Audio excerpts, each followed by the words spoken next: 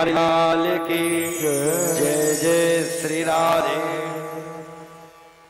ऐसा लग रहा है जैसे 2-4 महीने हो गए हो भोजन ना किया हो। भगवान के नाम कंजूसी मत किया करें, क्योंकि भगवान के लिए कंजूसी करोगे तो वो भी कर देंगे।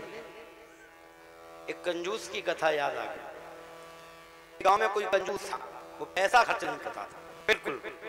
जब धीरे धीरे समय बीता, लोगों ने ज्यादा कहा, उसने कहा ठीक है, अगर तुम कहते हो तो आज हम अपने दिल पर पत्थर रख के और कुछ खर्च कर देंगे।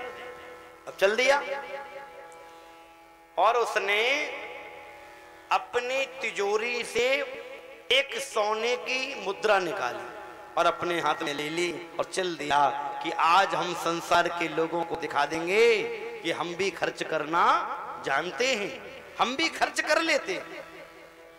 और उस सोने की मुद्रा को हाथ में रख लिया और चल दिया। अब देखा कि दिन था उस दिन शनिवार, तो उसने सोचा चलो हनुमान जी महाराज की शरण में पहुंचे। और जब दर्शन के लिए गया तो बहुत लंबी लाइन लगी हुई थी, लाइन में लग गया। अब हाथ में रुपए ले लिया और लाइन में लगा लगा चल रहा है। चलते चलते बार बार अपने रुपए को देख लेता है और कहता है मित्र, अपने जीवन भर तुम्हें अपने पास में रखा है, लेकिन ये दुनिया के लोग ये मानने वाले नहीं हैं, अब हमें खर्च करना ही पड़ेगा। और बार बार रुपए को देखकर फिर बंद कर लेता है। चलते चलते जैसे ही नंबर आने वाला था, रुपया को हाथ में बंद कर लिया है, मुट्ठी को दबा कर रखा है, और जैसे ही नंबर आया एकदम रुपए को देखा, दान करने के लिए हाथ बढ़ाया कि पूरा हाथ पसीना पसीना हो गया। तो कहता मित्र, हमें लग रहा है कि तुम हमसे दूर जा रहे हो, इसलिए रो रहे हो। मित्र तुम चिंता मत करो, तुम रो बिल्कुल नहीं, हम तुम्हें अपने से दूर नहीं करेंगे। और फिर रुपया लिया, अपनी जेब में रख लिया और जेब में रखकर लौटकर जब घर पर आ गया, मतलब रुपया खर्च नहीं किया, और अपने गुरु जी के पास में गया। गुरु जी, कोई ऐसा व्रत अनुष्ठान नहीं है जिससे पैसा भी ना लगे और भगवान भी मिल जाए? गुरु जी ने कहा बेटा तो एक ही उपाय है। क्या? कि तुम मानसिक पूजा करो। मानसिक पूजा करोगे तो कोई भी सामान लाना नहीं पड़ेगा और खूब सेवा कर लोगे। और गोस्वामी जी ने तो संकेत भी किया कि कलयुग का ये परम प्रतापा और मानस पुण्य होए नहीं पापा, तो तुम मानसिक पूजा करो। अब तो बड़ा खुश, घर गया और बैठ गया। अब मन में भाव करने लगा कि आज देखो हमने भगवान के लिए 56 प्रकार के भोग लगाए हैं, सुंदर चांदी की थाली में, और शुद्ध देसी घी से पकवान बनवा के लगाए हैं। बड़ा मन लगा। दूसरे दिन फिर पूजा की। देखो मैं भगवान को गंगा जल से स्नान करा रहा हूं। स्नान के बाद फिर मैंने वस्त्रों को पहनाया, फिर मैंने सुंदर तिलक लगाया। अब धीरे धीरे जब वह मानसिक पूजा करने लगा तो बड़ा मन लगने लगा। क्यों? खर्च तो कुछ हो ही ना और आनंद पूरा आए। करते करते जब 2-4 घंटे पूजा करने लगा, एक दिन की बात, बेचारा पूजा कर रहा था और भगवान को स्नान कराने के बाद आज विचार आया क्यों ना भगवान को हम दूध का भोग लगाएं। और जैसे ही दूध आया गाय का, भाव किया कि मैंने भगवान के लिए सुंदर कटोरी में, स्वर्ण कटोरी में, सोने की कटोरी में गाय के दूध को रखा है। अब मैं भगवान का भोग लगाऊंगा। फिर याद आया कि जरा मीठा भी कर दूं दूध, और चीनी डालने लगा। और जैसे ही चीनी डाली तो जल्दी जल्दी में ढक्कन खुल गई और सारी चीनी दूध में चली गई। अब जैसे ही दूध में चीनी गई, अब मन कहता बताओ ज्यादा चीनी चली गई, अब क्या होगा? एक मन कहता अब जो होना था वो हो गया, अब क्या हुआ? कहता नहीं, अरे पूजा कल भी तो करनी है, कोई एक दिन की पूजा थोड़ी नहीं है कि आज कर ली बस हो गया, हम कल भी करेंगे। तो दूसरा मन कहता है एक काम करो, दूध में अभी चीनी घुली नहीं होगी, निकाल लो। अब देखिए नेत्र बंद किए हैं, मानसिक पूजा कर रहा है, और मन कहता है कि दूध में से चीनी निकाल लो। फिर कहता नहीं चलो गिर गई तो गिर जाने दो। अब एक मन कहता अच्छा क्यों गिर जाने दे, कोई एक दिन दो दिन की पूजा थोड़ी है, ये तो रोज करनी पड़ेगी। तो अंत में मन ने कहा ठीक है, तो अभी चीनी घुली नहीं, हाथ डालकर निकाल लो। और जैसे ही भगत ने आंख बंद किए हैं और जैसे ही चीनी निकालने के लिए हाथ को डाला कि भगवान ने हाथ पकड़ लिया, और जैसे ही हाथ पकड़ा एकदम आंखें खुल गईं। आंखें खुली तो देखा भगवान सामने खड़े हैं। भगवान ने कहा क्यों रे भगत, मानसिक पूजा कर रहा है और चीनी को निकाल रहा है। तो भगत कहता प्रभु आपने पहले क्यों नहीं बताया कि आप ज्यादा चीनी डालने से प्रसन्न होते हैं, तो पहले दिन ही डाल देता, इतना दिन क्यों लगा दिए। कहने का तात्पर्य है कि हम मानसिक पूजा करेंगे तब भी लोभ करेंगे, अरे कहीं चला ना जाए, कहीं खर्च ना हो जाए। ध्यान देना, भगवान ने आपको पहले दिया, बगैर कहे दिया, और हम कह कह कर भी नहीं दे रहे हैं। तो कितना अंतर है भगवान और हमें। उसने सबको दिया, जिसकी जैसी सामर्थ्य थी उसे वैसा दिया, और कहा भी नहीं कि मैं दे रहा हूं, कभी अभिमान नहीं करता। और हम क्या करते हैं, हम बड़ा अभिमान करते हैं कि मैं दे रहा हूं। अरे भैया तुम नहीं दे रहे हो, तो दाता एक राम, भिखारी सारी दुनिया, देने वाला तो वो दाता है। रहीमदास जी दान करते थे, रोज का नियम था कि लाओ कुछ दान करें। दान किया, अपना सर नीचे कर लिया और दान दे रहे हैं। तो लेकर जाते हैं। एक ने पूछा क्यों रहीमदास जी, लोग बाग जब दान देते तो सिर ऊपर करके दान देते हैं और आप नीचे करके दे रहे, मतलब हमें लगता है कि आपका जो धन है वो 2 नंबर वाला है, 2 नंबर का है, इसलिए सिर नीचे करके दे रहे हो। क्या ये बात ठीक है? रहीमदास जी ने कहा नहीं भैया ऐसी बात नहीं है। अच्छा तो क्या बात है? रहीमदास जी ने कहा देखो भैया, देने वाला कोई है, लेने वाला कोई और है। लोग हम पर मुझे देख कह रहे मैंने दिया, अरे मैंने नहीं दिया, देनहार कोई और है और भेजत है दिन रेन। लोग भरम हम पर करें तो याति नीचे ने। लोग भरम हम पर करें, लोग हम पर भ्रम कर रहे हैं, इसलिए याते नीचे नैन, इसलिए हमने तो अपने नेत्र ही बंद कर लिए, नीचे ही कर लिए। कहने का तात्पर्य है कि भगवान सबको देते हैं और उसके सामर्थ्य के अनुसार ही देते हैं। सूत जी महाराज कहते हैं ऋषियों, भक्ति ज्ञान वैराग्य तीनों कथा को सुनकर तरुण हो गए। अब नारद जी महाराज ने संत कुमारों से बड़ा ही सुंदर एक प्रश्न कर दिया, महाराज हम ये जानना चाहते हैं कि ये जो भागवत आप सुना रहे हैं, इस भागवत को सुनकर कैसे कैसे पापी तर जाते। ध्यान देना, कैसे कैसे पापी तर जाते। नारद जी ने जब प्रश्न किया, सनत कुमार जी कहते नारद जी अभी अभी जो तुमने प्रश्न किया है कि भागवत को सुनकर कैसे कैसे पापी तरते हैं, इस प्रश्न को तुम हटा दो। फिर अरे मैं कहता हूं, जिसने अपने जीवन में सारे जीवन में कोई भी शुभ काम नहीं किया और कदाचित ऐसा व्यक्ति मर जाए और मरने के बाद भी अगर उसके निमित्त कोई भागवत की कथा करा दे तो उसका भी कल्याण हो जाएगा। लोग कहते, आज नारद जी कहते महाराज ये बात जो आपने कही है वो गले से नीचे नहीं उतर रही, क्यों? क्या विश्वास नहीं? नहीं महाराज, ये बात जरा समझ में नहीं आई कि जीते जी छोड़ दीजिए, मरने के बाद कल्याण हो जाता है। बात समझ नहीं आ रही। अच्छा, अगर किसी पापी का कल्याण हुआ हो तो कृपा करके बताएं, तो बताने लग जाते हैं। सुनिए,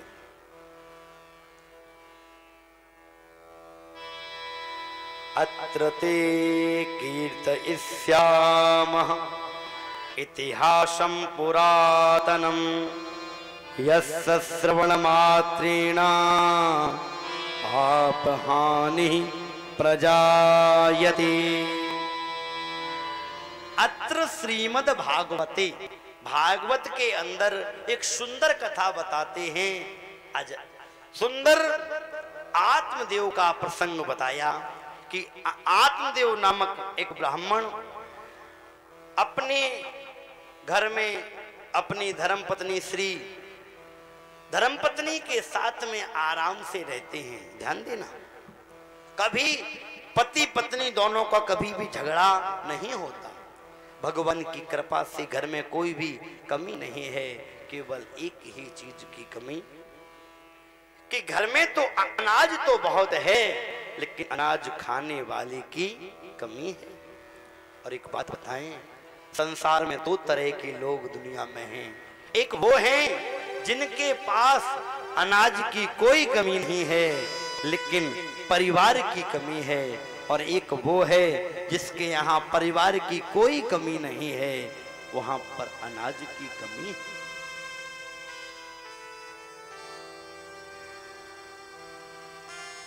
आत्मदेव नित्य प्रति जाते हैं, अपने यजमानों के यहाँ पूजन पाठ करके लौट कर आते हैं। इनकी जो पत्नी धुंधली देवी हैं, इनकी एक आदत थी कि जब तक इनका झगड़ा पड़ोसियों से ना हो जाए तब तक भोजन नहीं पचता था। अच्छा, एक बात और बताएं, कुछ लोगों की आदत होती है लड़ाई झगड़ा करने की, वो मौका ढूंढते हैं कि कब हमें मौका मिल जाएगा। और एक बात बताएं, अगर आपको लड़ाई झगड़ा करना हो और मौका ना मिले तो एक मौका हम बहुत अच्छा बताते हैं। अगर किसी से लड़ाई करनी हो तो घर में जाना और घर में पहुंचकर उसके दरवाजे को बजाना, गेट खोल ले, आप अंदर जाना, उससे कहना थोड़ा बाहर जाओ, उसे बाहर कर देना और गेट लगा के कह देना ये तो घर हमारा है। फिर होगी सो देखी जाएगी, एक बार तो महाभारत हो ही जाएगी। धुंधली की भी एक आदत थी कि रोज लड़ाई झगड़ा करती थी, और जब तक लड़ाई न करें तब तक भोजन ही हजम नहीं होता था। और शाम को जब पतिदेव लौट कर आते तो आरती लेकर, और ऐसे आरती करती जैसे सती अनसुईया के बाद इनका नंबर आने वाला है। बेचारे पतिदेव कहते कि हमारी धर्मपत्नी कितनी संस्कारी है कि देखो, जब हम जाते हैं तो प्रणाम करती है और जब आते हैं तो आरती करती है। अब उन्हें क्या पता चले कि घर में कौन सा महाभारत चलता है। जब दोनों दंपति आपस में चर्चा करते हैं, समय बीता, कोई संतान नहीं हुई। संतान जब नहीं हुई, जो व्यक्ति जो अनुष्ठान बताता है उस अनुष्ठान को करते हैं और कहते हैं प्रभु आप कृपा करो। अनेकों अनुष्ठान किए, लेकिन फिर भी उन अनुष्ठानों का मानो कोई फल नहीं मिला। फल जब नहीं मिला, एक ने कहा कि अगर तुम घर में फलदार वृक्ष लगा लोगे तो निश्चित ही तुम्हें फल मिल जाएगा। तो तुरंत आत्मदेव ने अपने घर में वृक्ष को लगाया। उस वृक्ष की बड़ी सेवा की, लेकिन 3-4 साल हो गए, उस वृक्ष में कोई भी फल नहीं आया। फल नहीं आता है। घर में जो फल लेकर आते हैं बहुत जल्दी से वह फल सड़ जाता है। एक ने कहा आत्मदेव, अगर तुम गाय की सेवा करोगे तो निश्चित ही तुम्हारे संतान हो जाएगी। नित्य ही तुम गाय के लिए गौग्रास निकालो, और अगर उन्नति चाहते हो तो हमेशा के लिए नियम बना लीजिए, पहली रोटी जब भी आप घर में बनाएं तो गाय के लिए निकालिए, और अंतिम रोटी जो होती है वह कुत्ते के लिए निकाली। और पहले माताएं निकालती थी, पहले जमाने में, आज से 30-40 साल पहले सब निकालते थे। अब लोग कहते महाराज इतनी महंगाई हो गई है, बताओ 2 रोटी बर्बाद हो जाएंगी, क्यों निकाले? अब तो निकालना बंद कर दिया। और अब ध्यान देना, पहले जब रोटी बनती थी तो पहली रोटी गाय के लिए निकालते थे ताकि सब अच्छा रहता था। अब जल्दी जल्दी में वह गाय की जो रोटी थी, पतिदेव को नौकरी के लिए जाना है तो जल्दी में वही रोटी, पहली रोटी महाराज तुम ही खाओ, और वह रोटी उनको खिला दो। जिस पर अधिकार गाय का था उस रोटी को पतिदेव को खिला दिया, तो पतिदेव के अंदर बेचारे गाय के, जैसे गाय सीधी होती है उसी तरह बेचारे पतिदेव भी सीधी हो गए रोटी खा खा के। अब जो अंतिम रोटी जिस पर कुत्ते का अधिकार था, अब सोचा ये बर्बाद जाएगी, तो माताओं ने उस रोटी को स्वयं खाना प्रारंभ कर दिया। अब ध्यान देना, अधिकार था उस पर कुत्ते का और खा रही हैं स्वयं। अब कुत्ते की हक की रोटी खाओगी तो क्या होगा? तो कुत्ता जैसा स्वभाव हो जाएगा। इसलिए बेचारे पतिदेव लौट कर आए ड्यूटी से कि महाभारत चालू, उन्होंने कुछ कहा, आपने कुछ कहा, एक तो 440 वोल्ट का मानो करंट लग जाता हो।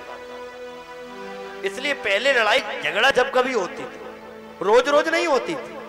और इसलिए जो सभ्य लोग होते थे वो जब मकान बनवाते थे तो एक कमरा अलग से बनवा देते थे, उसमें लिख देते थे कोप भवन। माताओं को जब रूठना होता था तो उसी कक्ष में चली जाती, फिर बेचारे पतिदेव जैसे भी मनाते हों सुंदर तरीके से मनाते थे। और कहते थे उस जमाने में जो काम राजसभा में नहीं हो पाता था वह कोप भवन में हो जाता था। तो जरा संभल कर ऐसा ना हो, जो जिसका अधिकार है जिस पर, उसके लिए निकालिए, ठीक रहेगा। इतनी भी बचत मत कीजिए कि एक रोटी में कोई बचत नहीं हो जाएगी।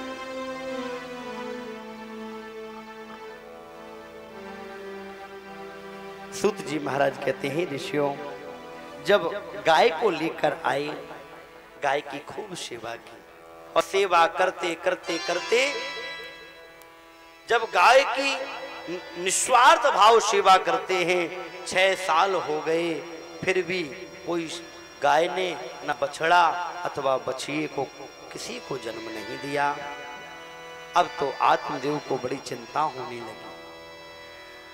घर में एक तुलसी का पौधा भी लगाया, रोज जल भी डालते हैं, लेकिन वह पौधा भी सूख जाता है। पड़ोसियों का आना चालू हो गया। पड़ोसी कहने लगे, अरे आत्मदेव तुम्हारे घर में ये तुलसी का पौधा सूख क्यों जाता है? आत्मदेव जी कहते हैं, क्या करें, हम जल तो रोज डालते हैं फिर भी सूख जाता है। तो पता है पड़ोसी ने क्या कहा? पड़ोसी कहते हैं, तुम्हें पता है तुम्हारे यहाँ संतान नहीं है, इसीलिए ये सब हो रहा है। आत्मदेव बड़े दुखी हो जाते, प्रभु इस जीवन से तो अच्छा है कि आप हमें मार डालो। क्या इस दिन को दिखाने के लिए आपने हमें पैदा किया था? आज घर भी काटने के लिए दौड़ रहा है, मानो घर में प्रवेश करते हैं तो ये लगता है कि घर काट रहा है। सब कुछ त्याग दिया और चले जाते हैं कि आज जाकर मैं अपने शरीर का परित्याग कर दूंगा और जिंदा नहीं बचूंगा। घर छोड़कर एकांत में एक जंगल में जब पहुंचे, एक सरोवर को देखा तो सरोवर में जलपान किया, और जलपान करने के बाद उसी के तट पर बैठकर रोने लगी। बैठे बैठे जब रोने लग जाते हैं, रोते रोते जब देखा किसी संत ने, वो वहां से निकल रहे थे, उन्होंने देखा कोई एकांत में बैठकर रो रहा है, निश्चित भगवान की प्राप्ति के लिए रो रहा हो। चलो क्यों ना मार्गदर्शन हम करें चल के।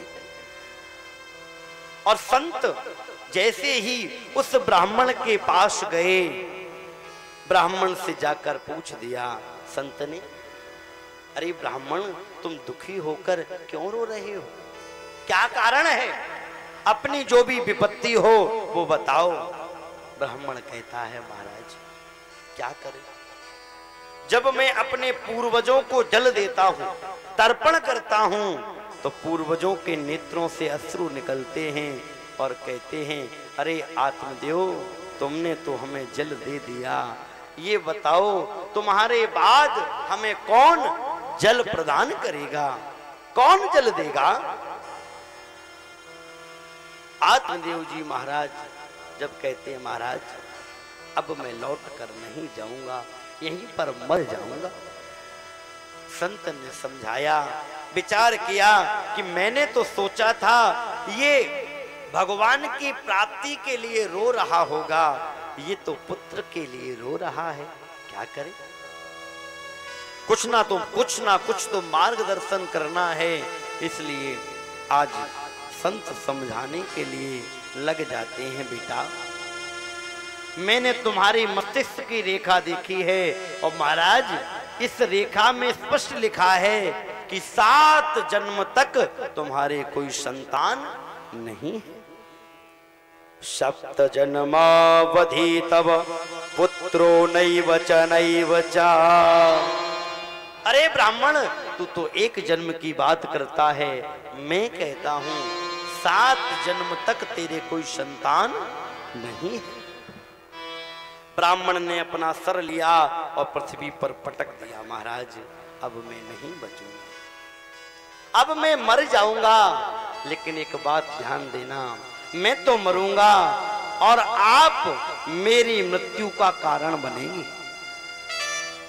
संत ने कहा मैं भाई क्यों बनूंगा, मैंने क्या कर दिया।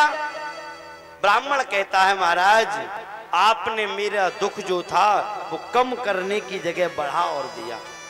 अभी तक तो मैं 1 जन्म के लिए रो रहा था, चलो भैया इस जन्म में नहीं है कोई बात नहीं, अगले जन्म में तो मिल जाएगा, लेकिन आपने तो 7 जन्म का हिसाब बता दिया कि 7 जन्म तक कोई भी संतान सुख नहीं है।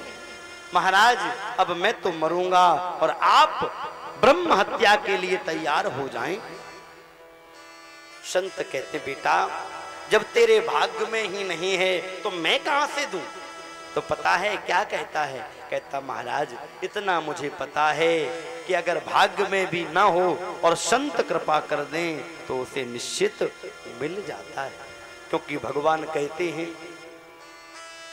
कि मोरे बचन चाहे जाए फीका, मोरे बचन चाहे जाए फीका, संत बचन पर हर की लिखा, संत बचन पर की लिखा, मोरे बचन चाहे जाए फीका, संत बचन पत्थर की लिखा, और बचन कर जाए फीका, संत बचन पत्थर की लिखा। श्री राम जय राम जय जय राम, श्री राम जय राम जय जय राम, श्री राम जय राम जय जय राम, श्री राम जय राम जय जय राम, श्री राम जय राम जय जय राम, श्री राम जय जय राम, श्री राम जय राम जय जय राम, श्री राम जय राम जय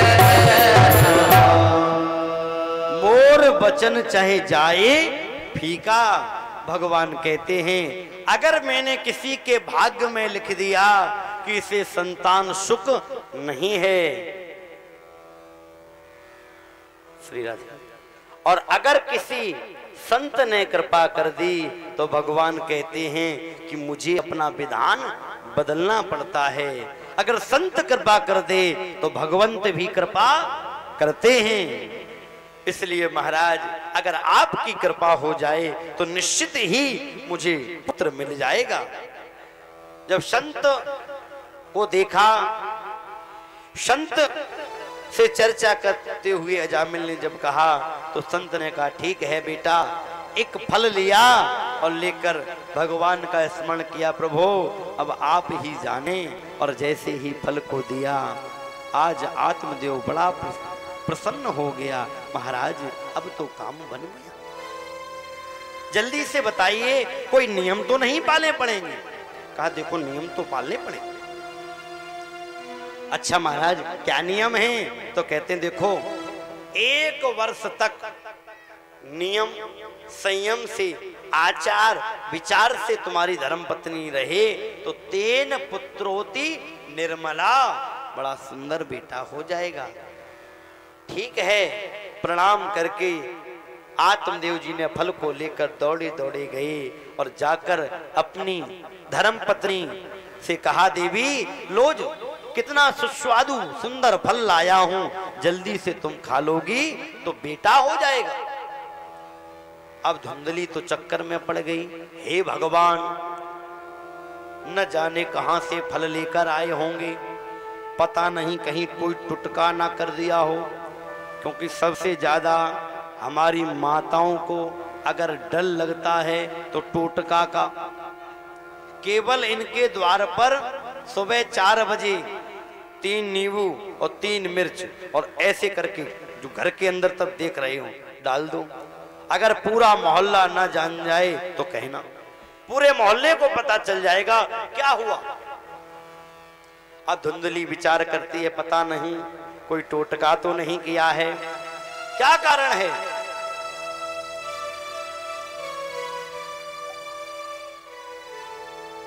फल को आत्मदेव जी ने दे दिया, द्वार पर जाकर अपनी चर्चा करते हैं और पड़ोसियों से कहते हैं भैया देखना आज से 10वें महीने मेरे यहाँ भी संतान की किलकारियां दौड़ेंगी। बड़े प्रसन्न हो जाते हैं।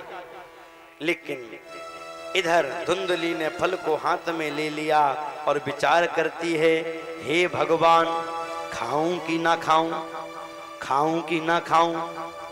इतने में पड़ोसिन आई, पड़ोसिन ने आकर पूछ दिया बहन क्या बात है, आज बड़ी उदास लग रही हो, हमें ऐसा लग रहा है कि चिंता मग्न होकर तुम बैठी हो। कहती बहन और कोई बात नहीं, हमारे पति देव ने ये फल दिया है और कहा है इसको खा लोगी तो बेटा हो जाएगा। अब मैं चक्कर में पड़ रही हूं कि फल को खाऊं या ना खाऊं। पड़ोसिन ने कहा बहन अगर तुम्हारे पति ने दिया है, संत का प्रसाद है, तो जल्दी से खा लो, बेटा तो हो जाएगा। धुंधली कहती है बहन तेरा कहना बिल्कुल ठीक है, लेकिन एक बात जरा बता। क्या? कि अगर मैंने फल खा लिया तो मैं गर्भवती हो जाऊंगी, और अगर मैं गर्भवती हो गई तो मैंने ऐसा सुना है कि गर्भवती जो स्त्रियां होती हैं वो ज्यादा खा पी नहीं पाती, और अगर मैं ज्यादा खा पी नहीं पाऊंगी तो मैं कमजोर हो जाऊंगी, और अगर कमजोर हो गई तो घर का सारा इतना काम करती हूँ, झाड़ू लगाना, पोंछा लगाना, भोजन बनाना, ये कौन करेगा। पड़ोसिन ने कहा बहन ये कोई बड़ी समस्या नहीं। क्यों? अरे जब नंद बुआ बनती हैं तो उनको बढ़ावा दिया जाता है, इससे अच्छा है कि 6 महीने पहले बुलाओ और खूब नंद से पोंछा लगवाओ, झाड़ू लगवाओ, पानी भरवाओ, और बाद में बढ़ावे के रूप में जो हो देकर विदा कर दो। क्या समस्या है? धुंधली कहती बहन तू नहीं जानती, मेरी नंद तो महाचोटी है, 6 महीने में तो मेरा घर ही साफ कर देगी, इससे तो अच्छा है किसी नौकर को रख लूं। हाँ बहन ठीक है तू नौकर को रख लेना, लेकिन फल को तो खा ले। धुंधली कहती बहन अगर तू कहती है तो मैं फल को खा लूंगी, लेकिन एक बात बता। हाँ बहन पूछ, सच्ची सच्ची बताना। हाँ बहन पूछ तो। बहन ये बता, मैंने सुना है कि गर्भवती स्त्री ज्यादा तेज दौड़ नहीं पाती है, क्या ये बात ठीक है? पड़ोसिन ने कहा बहन हाँ बात तो ठीक है, तुझे कहाँ दौड़ना है, अरे तुझे तो कमरे में पड़ना है, आराम से बिस्तर पर लेटी रहना, कुछ काम भी नहीं करना है, बस केवल इतना कह देना डॉक्टर ने मना किया है कि बिल्कुल कोई काम नहीं करना है, तो भले ही सासू मां फिर पैर दबाएं, कोई बात नहीं, डॉक्टर ने कहा है। तो बहन तुझे कहां दौड़ना है?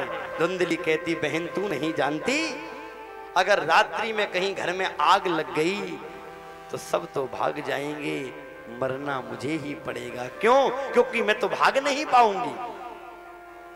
दैवात घाटीद प्रजेद ग्रामेद पलायद गर्मणि कथम। दैवात घाटीद प्रजेद ग्रामे। बहन इससे अच्छा है कि हमें इन बेटा बेटियों के चक्कर में नहीं पड़ना। जब पड़ोसन ने ज्यादा कहा तो धुंधली कहती बहन तो एक बात और बता, मैंने सुना है कि सुखदेव जी महाराज अपनी मां के गर्भ में 12 साल तक रहे, क्या ये बात बहन ठीक है? पड़ोसन ने कहा बहन सुना तो मैंने भी है। धुंधली कहती हे भगवान, अगर मेरा बेटा 2-4 साल भी रह गया तो तदा में मरणम भवे, मेरी तो मृत्यु हो जाएगी, मुझे इन बेटा बेटियों के चक्कर में नहीं पड़ना है। पड़ोसन ने कहा बहन तेरे मन में जो आए वो कर, और हम तो चलते। बिचारी पड़ोसन समझाकर चली गई। सूत जी महाराज कहते हैं ऋषियों, इतने कुतर्क किए धुंधली ने कि फल को खाया नहीं। और शाम को पतिदेव आए, पतिदेव ने पूछा देवी तुमने फल को खा लिया? तो झूठ बोल दिया, हाँ महाराज वो तो मैंने तभी खा लिया था, झूठ बोल दिया। बेचारे आत्मदेव समझ नहीं पाते हैं। इधर दूसरे दिन इसकी छोटी बहन मिलने के लिए आई। तो छोटी बहन ये चाहती थी कि हमारी बहन के कोई संतान ना हो तो इसका जितना भी माल खजाना है सब मेरा हो जाए। तो जब धुंधली से मिलती है छोटी बहन, और धुंधली ने कहा बहन आजकल मैं बड़ी परेशान हूं, अपनी समस्या को बताया। तो छोटी बहन कहती है अरे धुंधली इन बाबा बैरागियों के चक्कर में मत पड़ना, ये तो दुनिया को पागल बनाते रहते हैं। अरे फल खाने से भी कहीं बेटा होता है, और तू चिंता मत कर, मैं इस समय 3 महीने की गर्भवती हूं, मेरे जो संतान होगी मैं तुझे दे दूंगी, तुझे कोई कष्ट नहीं होगा और बेटा का बेटा मिल जाएगा। अरे मुझ में और तुझ में कोई अंतर है बहन? बहन की बातों में आ जाती है धुंधली, हाँ बहन अपना बेटा जरूर दे देना। हाँ बहन हम दे दें। बहन कहती है कि थोड़ा बहुत धन हमारे पतिदेव को दे देना तो हम उनका मुंह बंद कर देंगे। फिर क्या था, इधर अब रोज नए नए नाटक करती है धुंधली। कभी अपने पेट पर कपड़ा बांध लेती है और कहती महाराज हमें बड़ा फायदा हो रहा है। भोले भाले पंडित जी बेचारे समझ नहीं पाते हैं। जैसे ही धुंधली के बहन के बेटा हुआ, रातों रात आकर उसने धुंधली को दिया। आज तो 3 बजे ही धुंधली ने थाली बजा दी, अरे महाराज हमें बेटा हुआ है, बेटा हुआ है। अब आत्मदेव जी विचार करते हैं इसके बेटा हुआ है और यही थाली बजा रही है, ये सबसे कहती फिर रही है कि मुझे बेटा हुआ है, बेटा हुआ है। और जबकि अगर कोई संतान हो तो मां अपने होश में भी नहीं रहती, और ये तो थाली बजा रही है। लेकिन क्या करें, बड़े समय के बाद मेहनत से मिला है तो व्यक्ति ज्यादा खोजबीन नहीं करता। ठीक है मिल गया, अच्छा रहा। ब्राह्मणों को बुलाकर जाति कर्म संस्कार कराया, बहुत सा धन दिया। इधर जो फल था धुंधली ने उस फल को अपनी गाय को खिला दिया था संत की परीक्षा लेने के लिए। 3 महीने के बाद उस गाय ने भी बड़ी सुंदर मानव पुत्र को जन्म दिया। जैसे ही जन्म दिया अब तो पड़ोसियों की लाइन लग गई, अरे पंडित जी भगवान जब देते हैं तो छप्पड़ फाड़ कर देते हैं, कहाँ तो एक बेटा नहीं था, अब तो गाय ने भी मानव पुत्र को जन्म दे दिया। भाग्य खुल गए हमारे पंडित जी के। भाग्योदयोधुना जातः आत्मदेवस्य पश्यता धेनवा बालः प्रसूतस्थो देवरूपे कौतुकम। महाराज आज हमारे पंडित जी के भाग्य उदय हो गए कि देखो गाय ने भी मानव पुत्र को जन्म दिया। देखिए जब अच्छा होने लगता तो सब कहते हैं देखो हमने तो पहले ही कहा था, और अगर बुरा हो जाए तो तब कोई नहीं कहता, और अच्छे के लिए कहते हैं अरे हमने कहा था, हमने पहले कह दिया यही होगा, और देखो वही हुआ। तो अच्छे के लिए सब हैं और बुरे के लिए कोई नहीं। आज विचार किया आत्मदेव जी ने क्यों ना अपने पुत्रों का नामकरण कराया जाए। तो नामकरण के लिए विचार किया कि मेरा नाम आत्मदेव, तो बच्चे का नाम परमात्मा देव रखूंगा, क्योंकि पहले के जमाने में नाम बहुत अच्छे रखे जाते थे। अगर अंतिम समय भगवान का नाम ना आ पाए, बच्चे का भी आ जाए तो भी कल्याण हो जाए। तो मेरा नाम आत्मदेव, मेरे बेटे का नाम परमात्मा देव होगा। लेकिन धुंधली कहती सुनो जी 9 महीने मैंने गर्भ में रखा है, नाम तुम रखोगे? तुम नहीं रख सकते, मैं रखूंगी। ठीक है देवी। तो धुंधली कहती है मेरा नाम धुंधली और मेरे बेटे का नाम धुंधकारी होना चाहिए। यथा नाम तथा गुणः, जैसा नाम वैसा ही गुण। और गाय के कान, गाय के बालक के कान गाय जैसे थे, इसलिए नाम गौकर्ण रखा। दोनों ख्यात हुए, एक विख्यात हुआ, एक कुख्यात। आए कुछ क्षण भगवान नाम का आश्रय, पुनः भगवान की मंगलमयी कथाओं का आनंद लेते रहेंगे। सब प्रेम से पुकारेंगे, प्रेम से गाएंगे। बोलिए बांके बिहारी लाल की, सद्गुरुदेव भगवान की जय जय। श्री राधे। पार करेंगे नैया भज कृष्ण कन्हैया, पार करेंगे नैया, पार करेंगे नैया भज कृष्ण कन्हैया, पार करेंगे नैया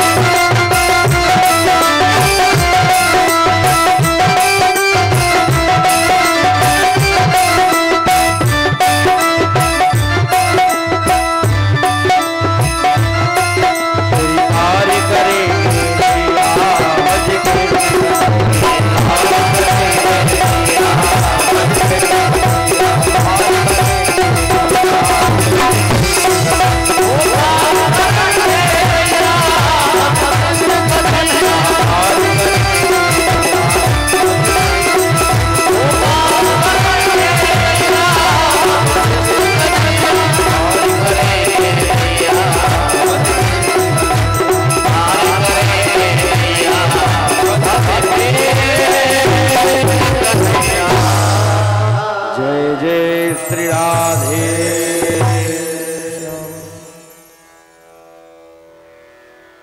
दोनों बालक बड़े हुए, एक हुआ विख्यात और एक हुआ कुख्यात। गोकर्ण जी महाराज जब विद्यालय में जाते हैं तो विद्यालय में पढ़ाई करते हैं, और धुंधकारी जब विद्यालय में जाता है तो बच्चों से लड़ाई करना, झगड़ा करना, छोटे छोटे बच्चों को पीटना। जब लोग शिकायत लेकर आत्मदेव के पास आते हैं, आत्मदेव पुत्र को समझाता है, बेटा ये ठीक नहीं है, तुम गलत करते हो। तो पिताजी से कहता, पिताजी आपकी बुद्धि तो सठिया गई है, हम जो करते हैं वो अच्छा ही करते हैं, हमने जो किया सब ठीक ही किया। जब पुत्र के दुर्गुणों से दुखी हो गए तो एक दिन विचार किया आत्मदेव ने कि इस जीवन से तो अच्छा है कि हम मर जाएं। ध्यान देना, पहले भी मरने गए थे, क्यों? क्योंकि संतान नहीं थी, और संत ने तब समझाया कि महाराज, अरे ब्राह्मण, अगर तुम्हारे पुत्र नहीं है तो भगवान की कृपा मानो। क्यों? क्योंकि अगर पुत्र होकर कुपुत्र हो गया तो जीते जी मरना हो जाएगा।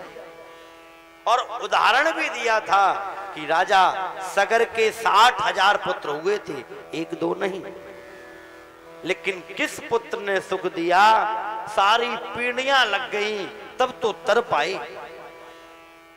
राजा अंग कितने धर्मात्मा राजा थे, लेकिन पुत्र बेन नास्तिक निकल गया, पिताजी को ही घर छोड़कर जाना पड़ा।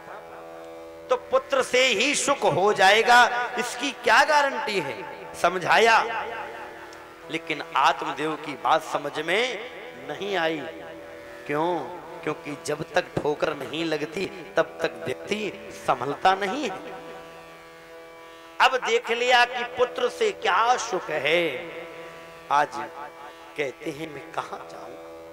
क्व गच्छामि क्व तिष्ठामि क्वामो दुःखं व्यमोहये, प्राणस्त्यजामि दुःखेन हा कष्टं मम संस्थितः। क्व गच्छामि, मैं कहां जाऊं? क्व तिष्ठामि, मैं कहां पर बैठूं? अरे इस जीवन से तो अच्छा है कि मैं मर जाऊं, मर जाऊं। तभी मरने गए थे लेकिन मरे नहीं, अब फिर मरने जा रहे हैं। पहले पुत्र नहीं था इसलिए मर रहे थे, अब पुत्र क्यों है इसलिए मर रहे हैं। अपने पिता को दुखी देखा तो आज गोकर्ण जी आकर समझा रहे, पिताजी क्यों दुखी होते? पिताजी संसार में सुख है किसी? क्योंकि किसी को सुख नहीं है, दुख रूप ही संसार है।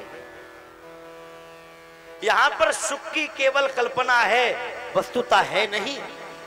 कोई ना कोई किसी ना किसी बात से दुखी है।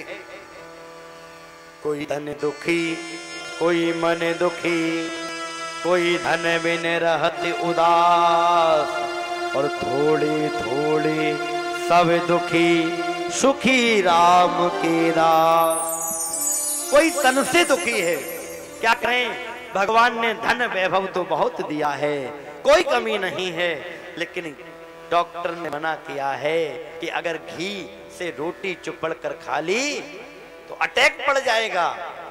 रूखी रोटी पाते हैं, मतलब है सब कुछ लेकिन खा नहीं पा रहे हैं, तन से दुखी है।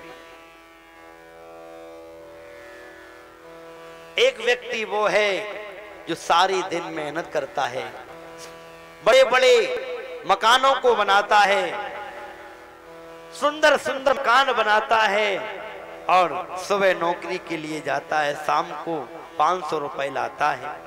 अब विचार करता है इससे मैं सब्जी लाऊं कि बच्चों के लिए किताबें लाऊं, या और कोई काम करूं, या किसी के व्यवहार में जाकर इसको लिखाऊं। तो धन बिन धन के द्वारा दुखी है, चाहता तो बहुत कुछ है लेकिन कर नहीं पा रहा। और एक वो है मन से दुखी है। क्या करें, भगवान ने तो सब कुछ दिया, सब कुछ है, लेकिन मन शांत नहीं है। चाहते हैं कि बच्चा हमारे अनुसार चले, लेकिन वो कहता रे हम सब कुछ करने वाले हैं, तुम क्या करोगे, तुम तो बुढ़े हो गए हो, तुम्हारी बुद्धि सटिया गई है, हम सब अच्छा करते हैं। मतलब मन से दुखी है, दुखी सब हैं। तो कोई तन दुखी, मन दुखी, कोई धन में न रहत उदास, और थोड़े थोड़े सब दुखी, सुखी राम के दास। सुखी कौन है? जो भगवान का भक्त है, वही सुखी है, नहीं तो सब दुखी है। गोस्वामी जी रामायण में संकेत करते हुए कहते हैं कि दैहिक दैविक भौतिक तापा, दैहिक दैविक भौतिक तापा, दैहिक दैविक भौतिक तापा, दैहिक दैविक भौतिक तापा, राम राज्य का वो नहीं व्यापा, राम राज्य का वो नहीं व्यापा, दैहिक दैविक भौतिक तापा, राम राज्य का वो नहीं व्यापा, दैहिक दैविक भौतिक तापा, राम राज्य का वो नहीं व्यापा, दैहिक दैविक भौतिक तापा, राम राज्य का वो नहीं व्यापा, राम राज्य का वो नहीं व्यापा, राम राज्य का वो नहीं व्यापा। दैहिक दैविक भौतिक तापा, राम राज्य काहू नहीं व्यापा। भगवान राम के राज्य में ये ताप किसी को सताते नहीं थे। आज गोकर्ण जी ने समझाया, पिताजी आप चिंता क्यों करते हैं? पिताजी संसार में सुख किसे है? कोई सुखी नहीं, क्योंकि पिताजी दुख रूप ही संसार है। भगवान श्री कृष्ण ने अर्जुन को जब गीता का उपदेश दिया, तब कहा गीता में कि अर्जुन ये संसार क्या है? दुखालय शाश्वतम। अर्जुन ये संसार तो दुखालय है, दुखालय में दुख ही दुख मिलेंगे, यहां सुख नहीं मिलेगा। आप कहोगे कैसे? जैसे कोई व्यक्ति भोजनालय में जाए और भोजनालय में जाकर कहे भैया हमें किताब दे देना, तो क्या मिलेगी? नहीं मिलेगी। अगर आपको किताब चाहिए तो आप पुस्तकालय में जाइए, भोजन चाहिए तो भोजनालय में जाइए। अब कोई व्यक्ति पुस्तकालय में जाकर कहे भैया हमें जरा गरम गरम समोसा दे दो, तो क्या पुस्तकालय में गरम गरम समोसे मिलेंगे? नहीं मिलेंगे। समोसे लेने हैं तो भोजनालय में जाइए। तो जो जिसका आलय है उसमें जाइए।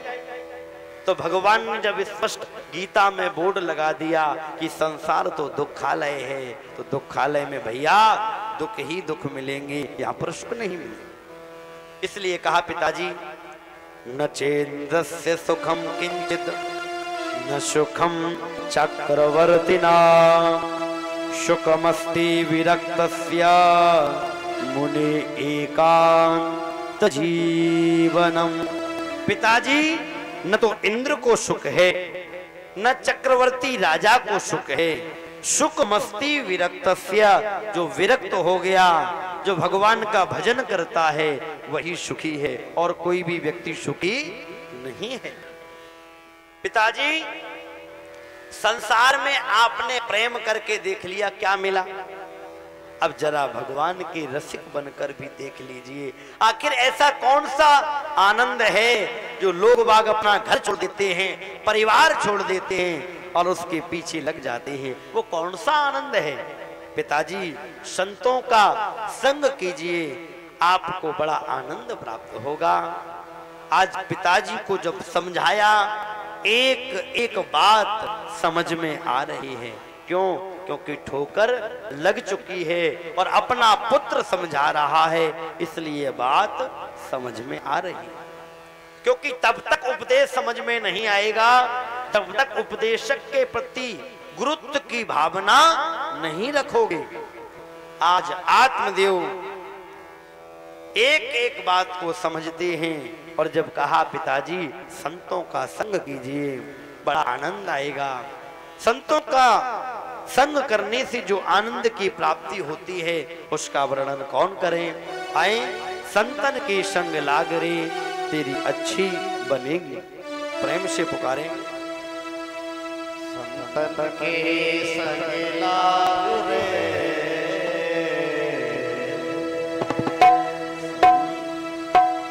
तेरी अच्छी बनेगी। संतन के